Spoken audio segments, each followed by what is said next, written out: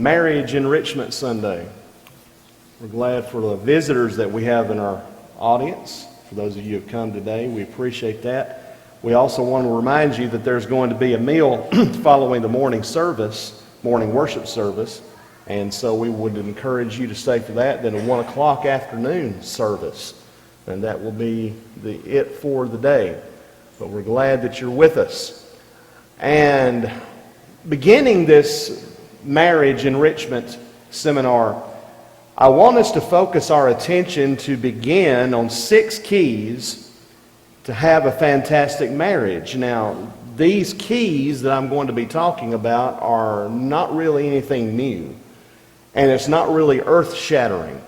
In fact, it makes common sense when you will see them as I go through each one of them, and they're not original with me, in fact. I would encourage you to read some good books about marriage and about the home. Of course, the best one that you could ever read is the one that God inspired, which is the Bible. Number 1, that is your first and foremost marriage counseling manual. If you ever have any problems in your marriage or in your home, the first place to go, of course, is the inspired Word of God. But aside from that, there are very good uninspired books that every couple, no matter if you're young or old, no matter if you're contemplating marriage or if you're already married, every couple needs to read and study these books. The first one that I would suggest and I would recommend above any else is the one co-written by the late Nick Stennett, or the late Donnie Hilliard, I should say, and then Nick Stennett and Nancy Stennett. Of course, Donnie Hilliard was with Faulkner University for many years before his passing, and the book is Magnificent Marriage.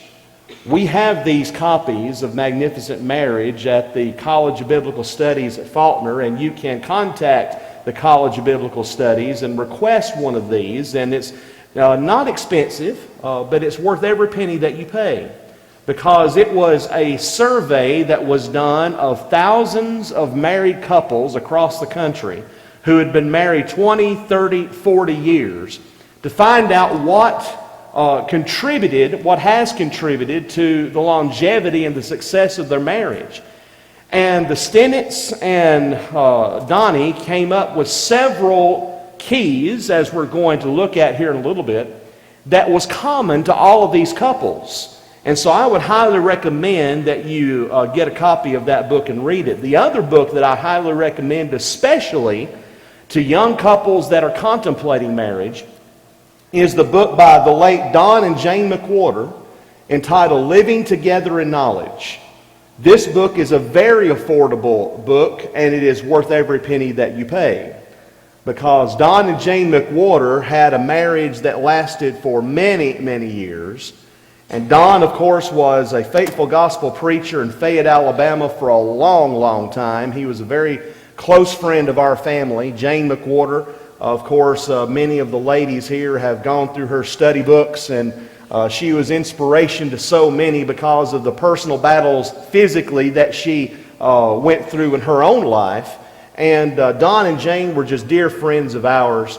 And the book that they wrote about marriage is, again, based on common sense, based on the Bible first and foremost.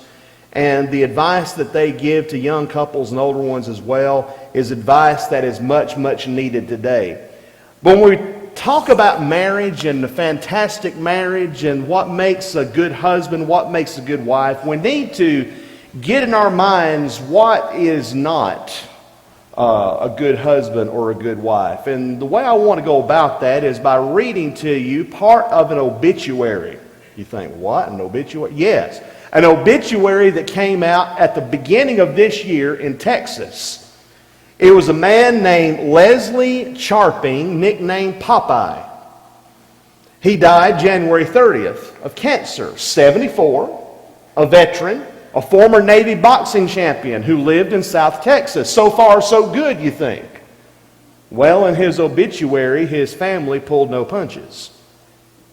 This gentleman, Charping, lived, the obituary reads, 29 years longer than expected and much longer than he deserved. It then notes that the man left behind 2 relieved children and countless other victims. Think about this. It says, at a young age, Leslie quickly became a model example of bad parenting, combined with mental illness and a complete commitment to drinking, drugs, womanizing, and being generally offensive. You think about that. If you left behind that kind of legacy, what would that say about you? But that's not all. Leslie's hobbies, the obituary reads, included being abusive to his family, expediting trips to heaven for the beloved family pets, and fishing, which he was less skilled with than previously mentioned. Leslie's life served no other obvious purpose. He did not contribute to society or serve his community, and he possessed no redeeming qualities. And if that's not all, it ends with a knockout punch. With Leslie's passing, it reads, he will be missed only for what he never did, being a loving husband, father, and good friend. No services will be held, there will be no prayers for eternal peace, and no apologies to the family he tortured. Leslie's remains will be cremated and kept in the barn until the family donkey's wood shavings run out. And then it concludes, Leslie's passing proves that evil does in fact die and hopefully marks a time of healing and safety for all. Now you think about that.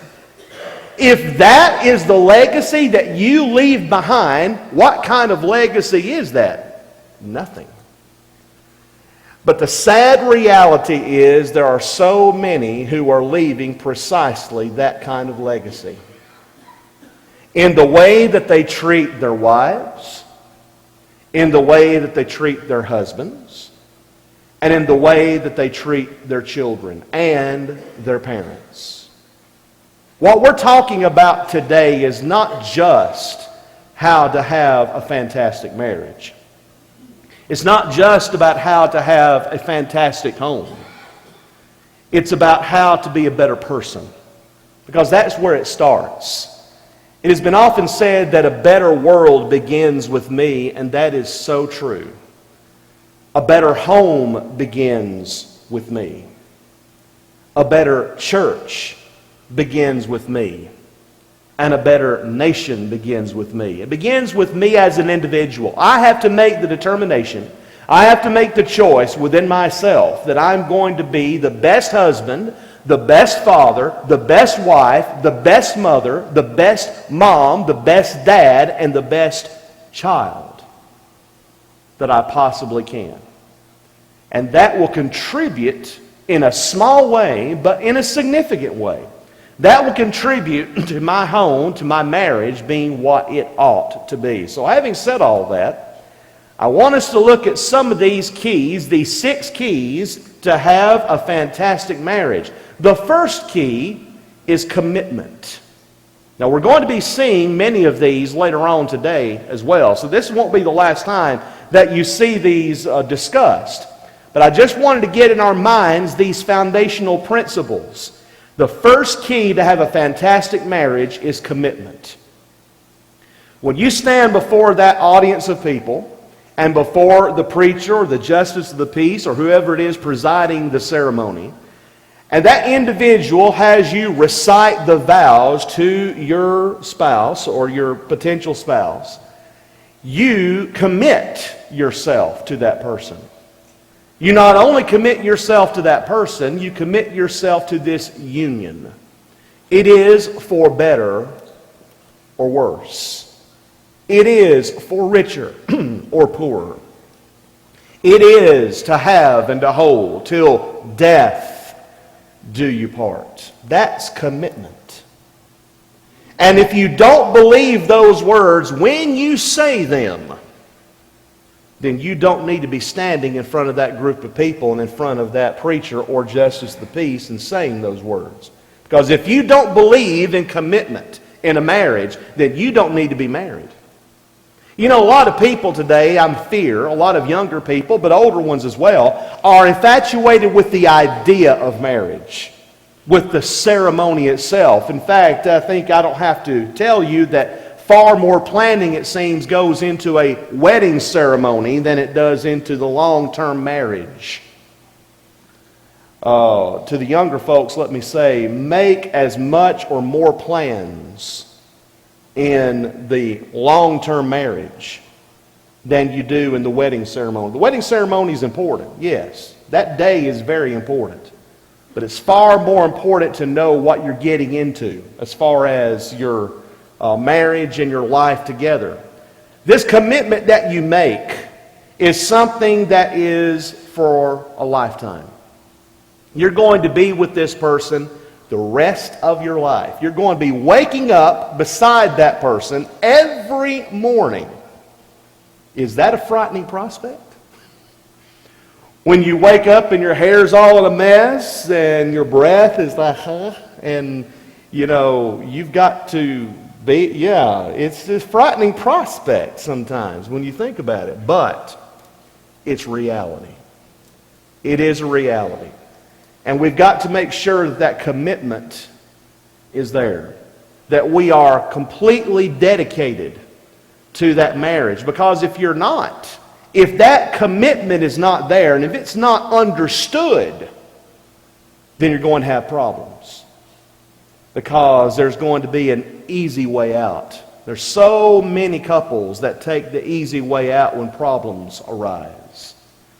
When your spouse is afflicted unexpectedly with a dread disease.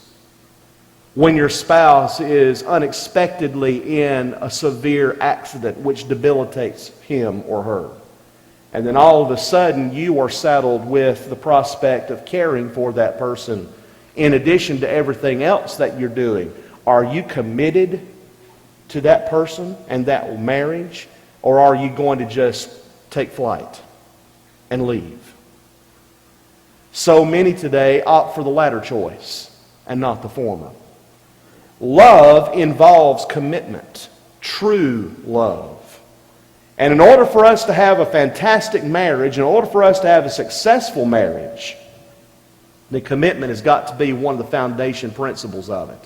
In fact, the study that the Stennetts and that Donnie Hilliard did among all those couples that they interviewed, this was one of the first keys that they uncovered. That these couples, these married couples, were committed to each other. They were committed to the marriage.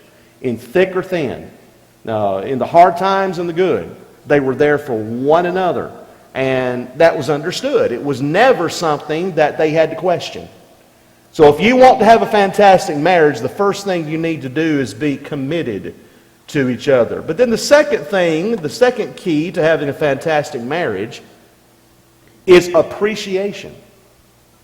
Appreciation. Do we express appreciation to each other? Not just saying the words, even though that is involved.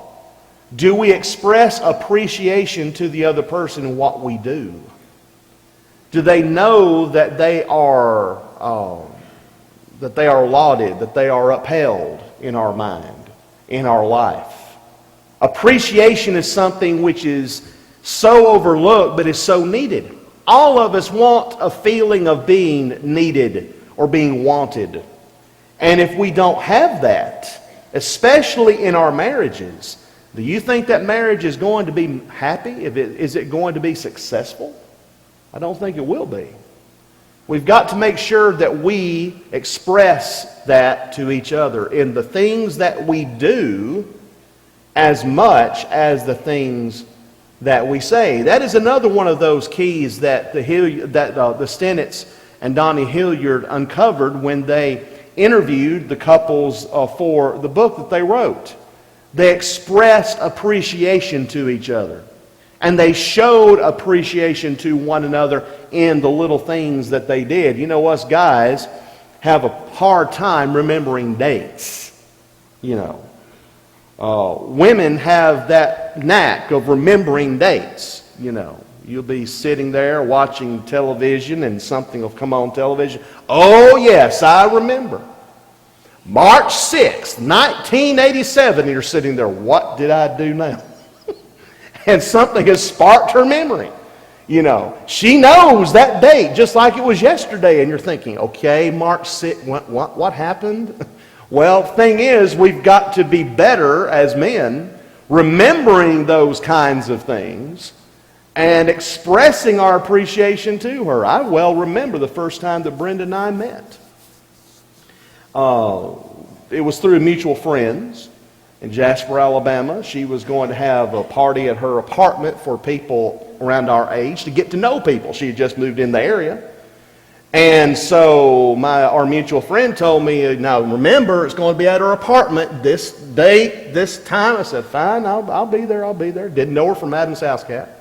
So anyway, I was watching a football game that night. Michigan State versus USC was getting into that football game. Then I remembered, I've got to go to that apartment. It was the best decision I ever made. I went there, and she was the first person I met when she opened the door, and from there, it developed. Well, thing is, those kinds of things stick in your mind. We were trying to remember last night about the first date that we had, the month. And we all, of course, know the year, 1987. We're trying to remember, is it August or September? And I was glad because she didn't really remember what date it was. But anyway, I think it was August. We came up pretty much with the idea it was late August of 1987, the first time that we ever went out on a date. Those kinds of little things women are better at than men in general. But that's just one minor point among the bigger picture. Showing appreciation, remembering certain things.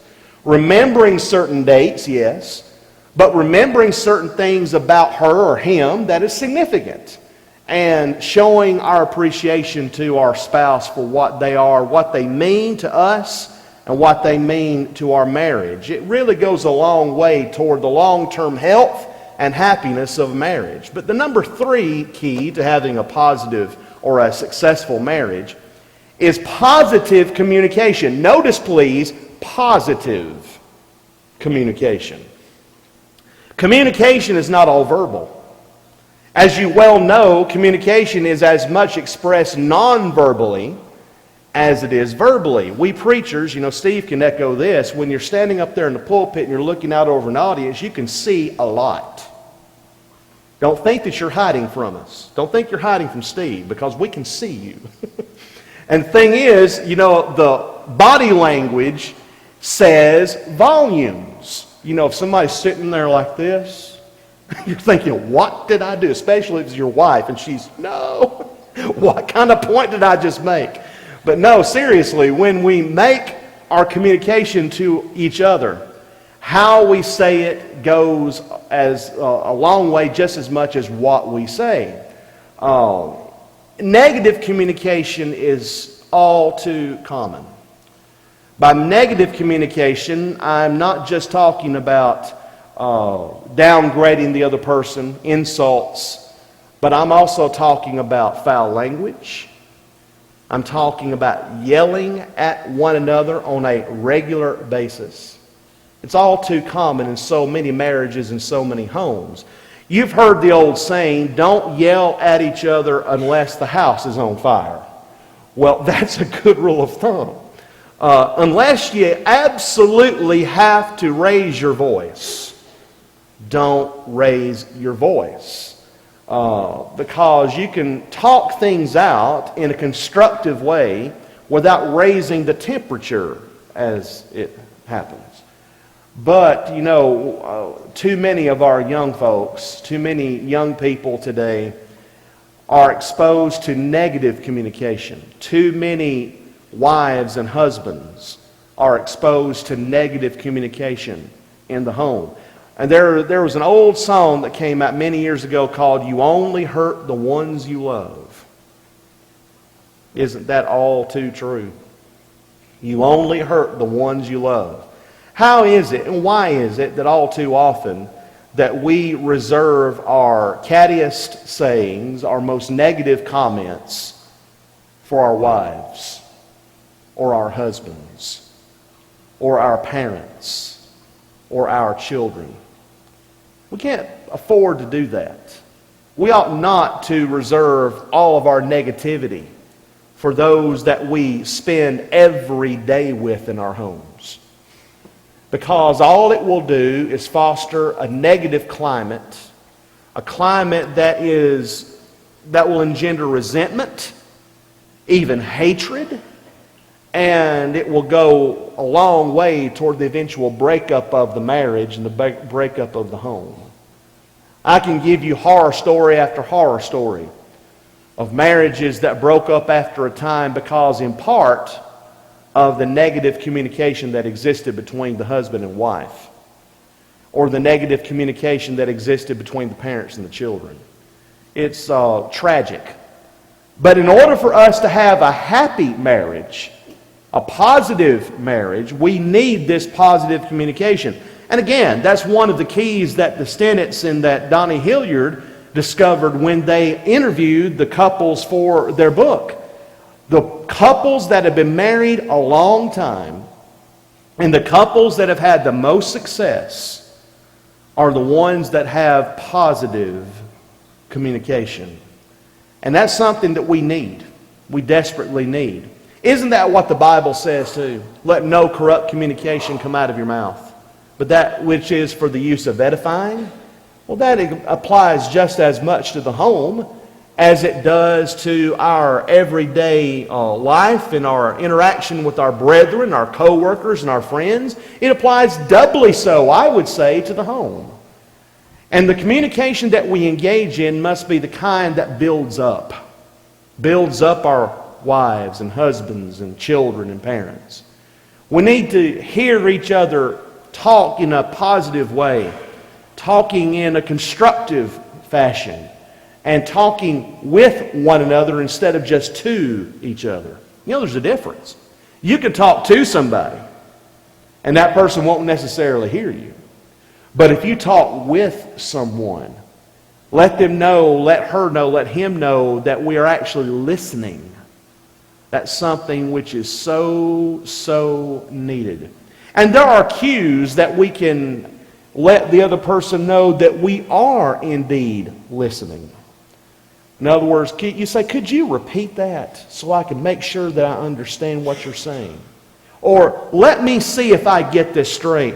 And you repeat what you've heard. That gives a cue to the other person that, you know, he's interested, she's interested. They're really interested in what I'm saying. And that will engage the conversation even better. Common sense principles. But they're principles that apply to our marriages, or should apply to our marriages and our homes, to make our homes even better than they are now.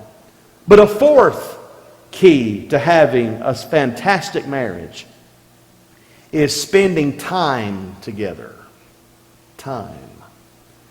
Time is a precious commodity in our fast-paced world, isn't it? You know, it seems like the longer we live and the longer time goes on, the quicker time gets. You know, it used to be that the news cycle nationally was not 24 hours a day, 7 days a week.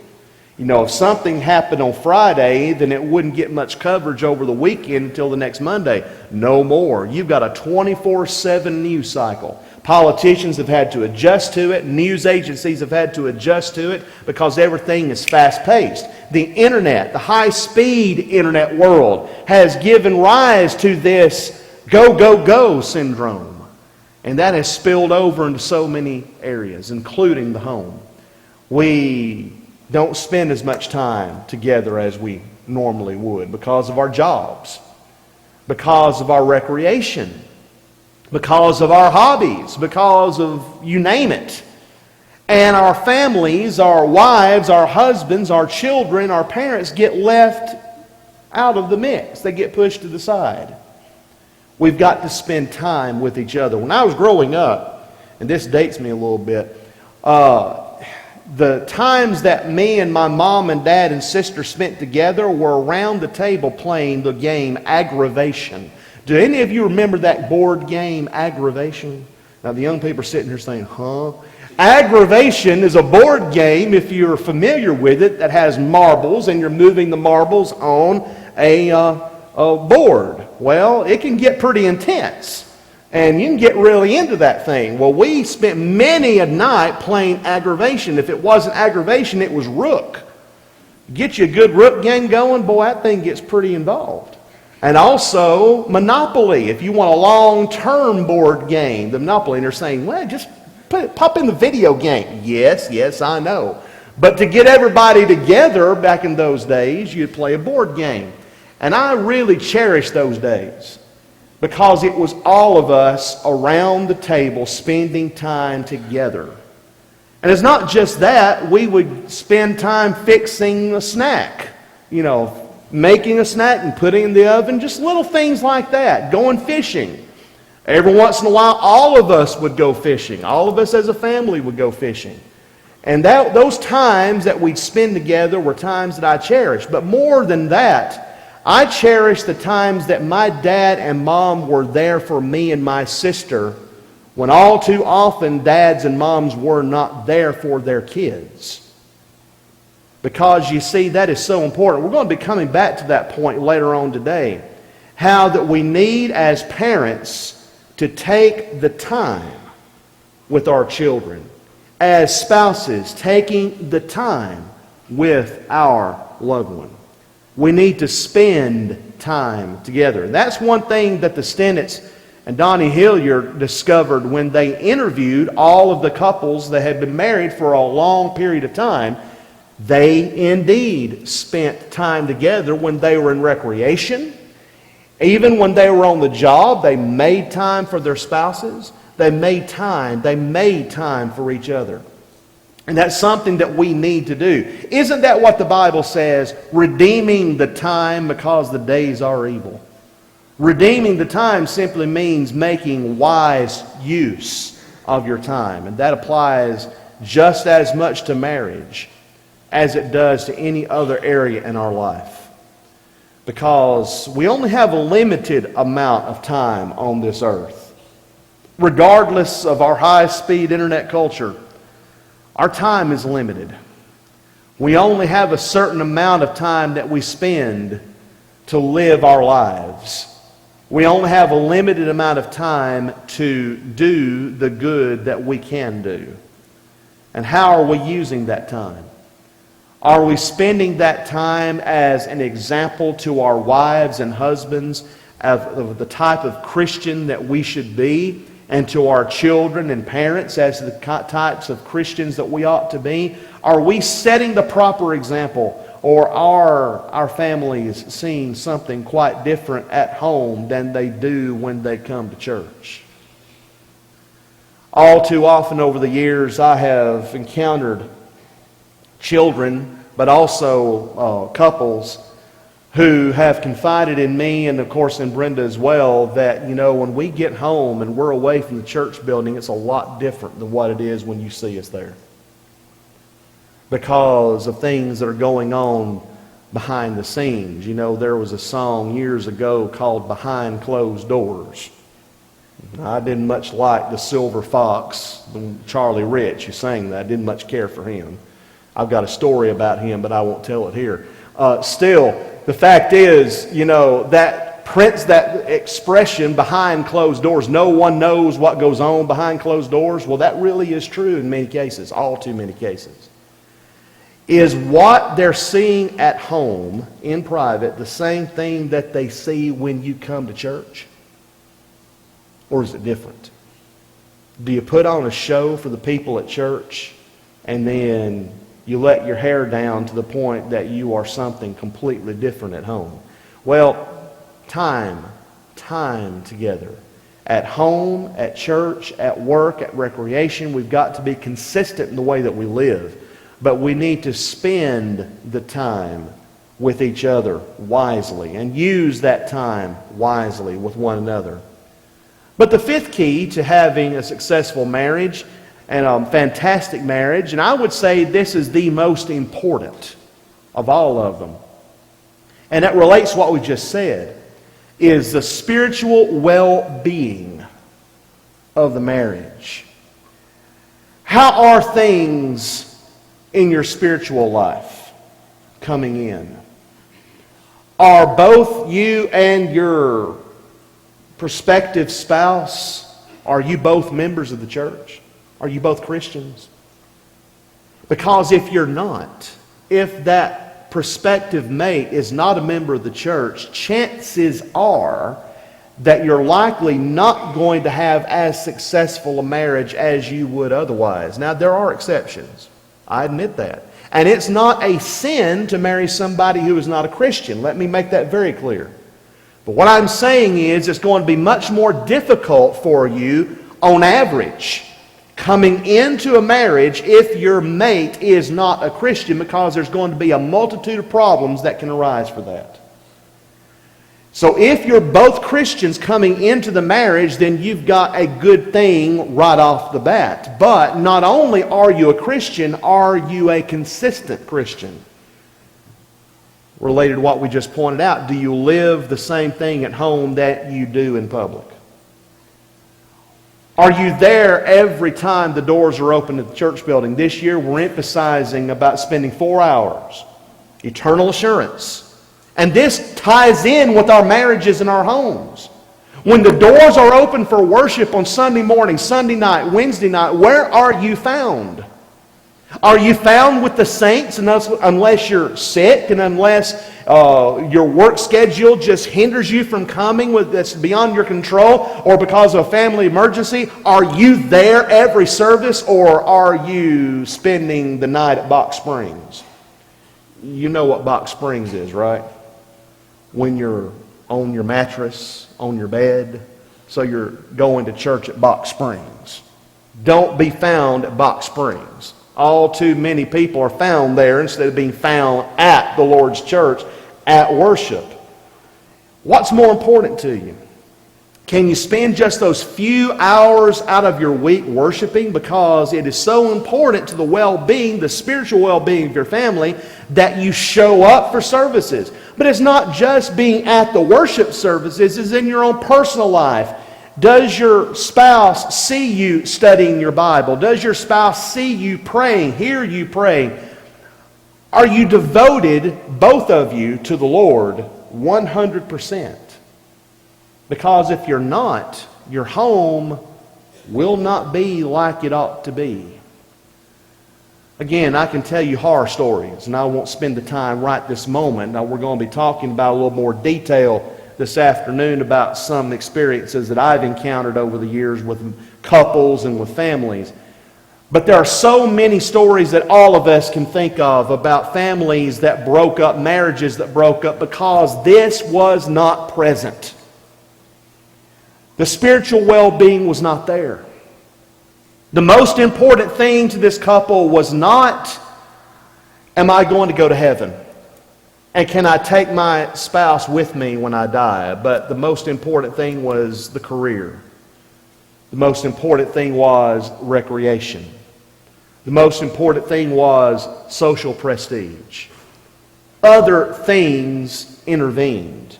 Other things took the place of the Lord and His kingdom. Matthew 6:33 still says, "Seek ye first the kingdom of God and His righteousness, and all these things shall be added unto you." If our marriages do not seek first the kingdom of God and His righteousness, then we won't have the spiritual well-being that is necessary. And when the tough times come, our spiritual well-being is so critical. This is what the Stennetts and Donnie Hilliard found out in part when they interviewed these couples that had a successful marriage. The ones who had been married 20, 30, 40, 50, 60 years were both on the same page, spiritually speaking. They were both devoted to the Lord. They both were devoted to His church. And that's something that all of us need to have first and foremost in our mind. When I'm looking for that prospective husband, when I'm looking for that prospective wife, the first thing that I ought to take notice of is how good they look. No. That's important. That is important in its own way. You don't want to marry somebody that you consider not that great looking, because that is part of it, attractiveness. But if that's the only thing that you're looking for, then that's the wrong thing. You should be looking at this. Will this person help me go to heaven when I die? Will this prospective wife help me go to heaven? Will she help me rear our kids where they ought to be? Will he be the kind of husband that he ought to be? Can I trust him when he says he's going to go to the store and get some groceries? Can I trust that that's where he's going, or is he going to go somewhere else and meet someone else? Can I trust that person? Is our spiritual well-being to the point where we can help each other go to heaven? That ought to be the questions that we're asking as we're coming into a marriage. I have a very, very good friend who is a longtime gospel preacher up in Tennessee. You probably know him, David Sain. David Sain has been with the West Fayetteville congregation for several years, and he had a television program when he was in the shows for many years, preaching at Wood Avenue. Brother David has a sermon called The Time to Get a Divorce. What do you think? Time to get a divorce? A preacher telling me when I'm going to get a divorce? Think about it. The time to get a divorce is before you get married. Think about that. The time to get a divorce is before you get married. How many young girls and young guys, for that matter, talk about their girlfriend? Well, she's abusive to me verbally. She just yells at me and screams at me, but I'll change her. When we get out, she'll change, and she'll say, well, he hits me every once in a while. Yeah, well, what do you? Well, I'll change him. I know he doesn't come to church as often as he should, but that'll change once we get married. Hold up there, Hoss. You think that's going to change? You really seriously think that's going to change? If that person is abusive before you get married, guess what? That person likely will be abusive after you get married. If he is seeing girls on the side right now when you're seriously dating or engaged, guess what's going to happen after you get married? That's going to continue likely. We've got to make sure that we are what we ought to be coming into the marriage. And when we get married, make sure that we're both on the same page. That when time for church comes, it's just understood. We're going to worship. There's no question about it. Unless we're deathly sick, or unless, again, emergency situations or other things intervene that's beyond our control, we're going to be with the saints to worship God.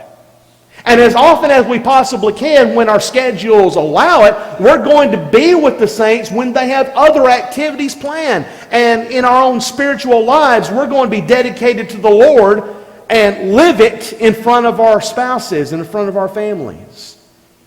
It's that important. To have a fantastic marriage, we need to have spiritual well-being present. But then the sixth key to have a fantastic marriage, related to the last one, is the ability to cope with stress and crisis. And we're going to be focusing again upon this as well as all these other keys later this afternoon. But one of those things that they uncovered in the study of all these married couples was the fact that when they came to a crisis point or a stressful point in their marriage, they were able to deal with it. They were able to cope with it. If you are married for any length of time, whether it's 10, 20, 30, 40, 50, 60 years, you are going to encounter at least one period in your marriage, in your home life, that is stressful. It may not be between you and your wife. It may not be between you and your children. But there's going to come a time, whether it's financial, whether it's physical, whether it's emotional, there's going to be coming a time where you're going to have to cope with a crisis. How will you deal with it? Will you throw up your hands and blame your spouse? Will you throw up your hands and blame your kids? Will you throw up your hands and blame the Lord? Or will you lean even more on the Lord? And will you lean even more on your spouse? And lean upon one another to get through it? There's not a married couple in this auditorium, I would guess, that's been married any length of time that has not gone through at least one crisis point in their marriage. Maybe more. I would bet probably more if I were a betting man, and I'm not. But I guarantee that there's been something that has entered into your marriage, into your home life, that has created a stressful situation, that's created a crisis situation. How did you handle it? How did you handle it? We've got to lean even more on the Lord in those very points in our life. Again, I'll be talking more about that later today in a little bit more detail about one thing that happened in our own family life that was highly stressful, that we dealt with. But so many of us have dealt with these things. If you lean on the Lord and His Word and faithful brethren, it will help you to get through those tough times even more. And if your marriage is what it ought to be, you can get through it. Whatever that crisis point is, whatever that stressful situation is, you can make it through. Brenda will tell you that I am an insufferable optimist. I am an insufferable optimist. And we've gone through some tough times. External things, have arisen over the years. But I've always seen or tried to see a light at the end of the tunnel. And no, it's not an oncoming freight train, even though sometimes I thought it was. Still, I've tried to see the light at the end of the tunnel. There's better days ahead. Even though you may be going through something that you think, how in this world can I get through this? There will be, if time goes on, if the Lord allows time to go on, there will be better days. And when those better days come, give thanks to Him for all of His goodness, for all that He's done. Give thanks to your mate for standing by you and with you. Give thanks to your kids and your parents for being there, getting through this, and getting to the other side. These 6 keys that we talked about this morning, again, it's nothing new. It's nothing earth-shattering. It's common sense principles. But all too often, these common sense principles have been lost by so many, pushed to the side, forgotten. We need to remind ourselves of these and try our best to apply these principles to our own marriages, to our own families, that we might strive to have the best marriages that we could possibly have. The Lord wants us to have a fantastic marriage. The Lord wants us to have fantastic homes. Because as we know, the home is the oldest institution. Because of that, we need to do just as the Lord would have us do. I look forward to the rest of our time together, and I hope that you will study along with us as we look at what we need to do to have a fantastic marriage.